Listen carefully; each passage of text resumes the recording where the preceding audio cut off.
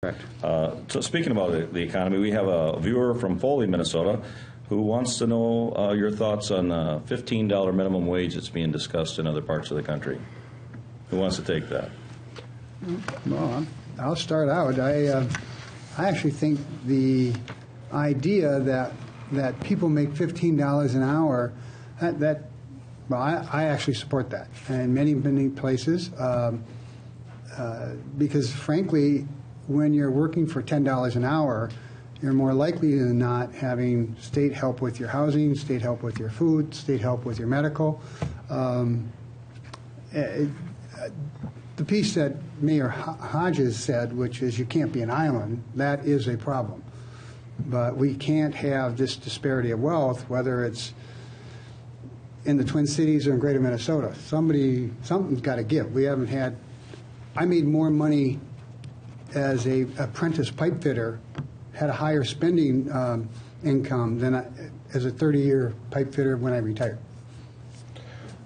Well, we had a pretty significant initiative last year that adjusted the minimum wage. I supported that. I think for right now, that has some adjustments upward included in it, which were, controversial as they were enacted, but they are there now.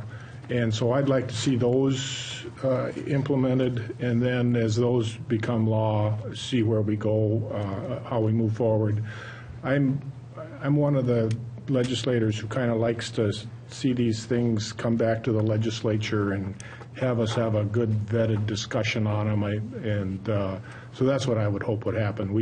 What do we have, a couple more years on that and 2 more increases? I don't remember exactly what those timelines were. That's correct, yeah. I'd like to see those implemented, and then once that's implemented, we'll take another look at it. The concern with the minimum wage is how it distorts the wage market in general, and the fear is that you'll have fewer of those jobs available for people. We're already hearing stories that prices are rising, hours are being cut, jobs aren't being filled, and with the inflator, that just continues to exacerbate the problem. So eventually what's going to happen is as that wage goes up, it may have a short-term effect of putting some more money in the economy, but it's going to create inflation that's going to undermine that new wage. And I think you set wages based on the productivity and the value that you get out of that job. Yeah, but our productivity has gone up almost 100% in the last 15 years or 20 years, and wages certainly have never kept up with that particular piece. And study after study tells us that the idea of lost jobs because of a minimum wage increase it's really a fallacy. It just doesn't happen. Whether it's in New York or Pennsylvania or Wisconsin, not Wisconsin, but Minnesota or California. That just doesn't happen. So, and inflation has been basically non-existent for the last 3 or 4 years or better. I'm willing to bet that people will do right by themselves if they're paid right. And as a small business guy, I think I have a kind of a unique perspective on this whole thing. Is I really want employees to make $15 or more. I think growing wages is what I know our party is all about right now. We're trying to readjust property taxes. We're trying to find ways that companies like mine, little companies, and even the big companies can find ways to pay their employees better. My concern is that, again, in my little world, in Baker Hospitalities, is if you keep raising prices unnaturally and without sort of letting supply and demand work its way through this natural economy that we've all really kind of thrived in with Minnesota and the United States, is that you start forcing menu pricing to be risen more than it should be, faster. Our servers see less tables, and then their hours get cut, and so at the end of the day, they actually are taking home less.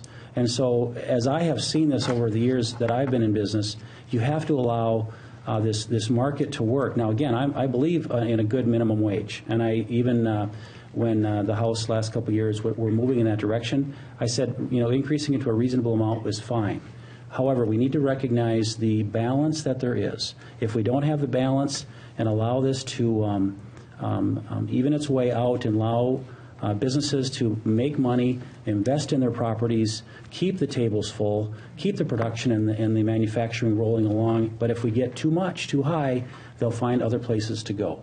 And that's the scary part, and that's the delicate balance that we as legislators need to keep an eye on. The only thing I would add is that we did raise the minimum wage last year, and there was a lot of discussion about negative impacts, but, unemployment rate is 2 points lower than the national average. It's, there's always improvement, but Minnesota's economy's been chugging along pretty good, and let's see what we did last year and see the impacts on that and then move forward. But I personally don't think that we had a significant, there was no apparent negative impact to what we did last year, but I'd like to see it implemented before we move farther. And Senator Skoye, we still have 2 more steps to go with that. We've only had step 1. Now we'll go to step 2 at $9 an hour, step 3 to $9.50, and then we'll see the inflator. And so it probably wasn't a big hit to the economy for the first step, but now we'll see what happens after the next 2. Yeah, and I don't see the $15 an hour wage around the corner. It just, that's just not going to happen. But I think you have to have people in this state making a living wage. Otherwise we just passed a Health and Human Services bill and got rid of Minnesota Care on the House side. But up until then, well, it's still in place, but we spend a lot of money paying for the health care for workers that are making $9 an hour. It's the tax dollars coming out of our pockets. And really, when somebody's working 40 hours a week, putting in a full week, there should be benefits that go along with it. One of the bigger issues coming down the pike is senior citizens in the retirement. In my district, I have a tremendous amount of senior citizens, and they're all worried about their retirement. Well, you talk to many kids nowadays, or just on $10 an hour, what are you going to put away for retirement? There's just nothing left once you've paid for the food, the rent, clothes for your kids. We need to do something better for the people that work in the state of Minnesota, is my belief.